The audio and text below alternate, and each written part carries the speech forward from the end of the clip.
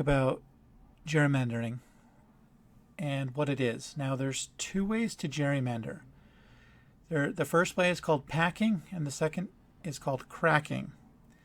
Now, what packing does is put all of your opponents into one area. People think it's the opposite, that you put all of your voters in one area, but you put all of your opponents into one or two areas, and you put just enough of your supporters in the rest of the districts to win the election. So, for example, if there was a new state formed, we'll call it Jefferson, that had 10 congressional districts, and I'm a Republican and I'm in charge of redistricting. I want to get as many Republicans elected as possible. So I'm not going to split it so it's a 6-4 and say it's 60% Republican and 40% Democrat state. I'm not going to split it so I get 6 votes and the Democrats get 4. I'm going to try to split it so I get 8 and they get 2. And how I do this is I draw the districts that put as many Democrats as I can into 2 districts. So those 2 districts might have 90% Democrats in them, 80% Democrats. And the rest of the districts are split 55-45, 60-40, just enough that I will win. I might lose a seat every once in a while in those districts if there's a change election, but I'll get them back.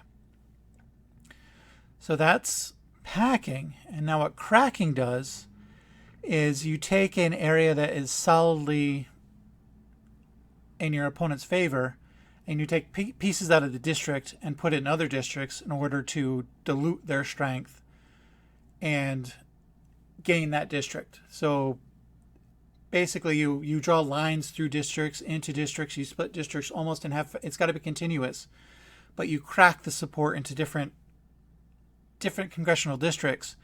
And when that support goes into your district, even though it's Democrat, you make sure you still hold an advantage. So it's done in 2 ways, cracking and packing. And I'm going to give you some examples. This comes from a website called the Fulcrum. This one is called the Snake by the Lake, and this is beside Lake Erie. Now, the only rules is a district has to be continuous. Now, this one is so bad that they feared that global warming was going to cut off the district. So this is beside Lake Erie, and this is pretty funny. This is a demonstration of gerrymandering. And I'm going to go down to this wonderful district in Baltimore. Now, this is an example of a Democrat gerrymander. Now, look at this wonderful snake. Look at this wonderful district. These are ridiculous. I just have to say. Now, this one's Alabama's not that bad. I want to get to this one. So, in order to keep the district safe, do you see that? If you see this line they put right through the middle of the red district. Yeah, so I think that's enough examples of gerrymandering, and it's going to stay unless the states decide to change it. But the problem on the state level is the state legislatures would have to dilute their own power, because in order to end gerrymandering, the state legislature has to say we're going to set up a bipartisan commission. But the party in charge doesn't want to end gerrymandering because it helps them. And the Supreme Court has already said that the states can do whatever they want. So gerrymandering is here to stay. If it were up to me, I would say, okay, well, the states can gerrymander, but you have to make each state as competitive as possible. So if I was king, I would say each state has to have at least a 40% opposite party population in the state.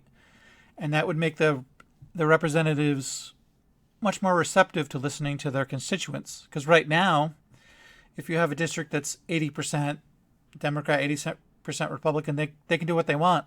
They can go and poop in the Congress and go do drugs, and they come back to their district and they have the right party, they have a R or a D, and they get elected. They get reelected almost automatically. And that is not what the founders intended.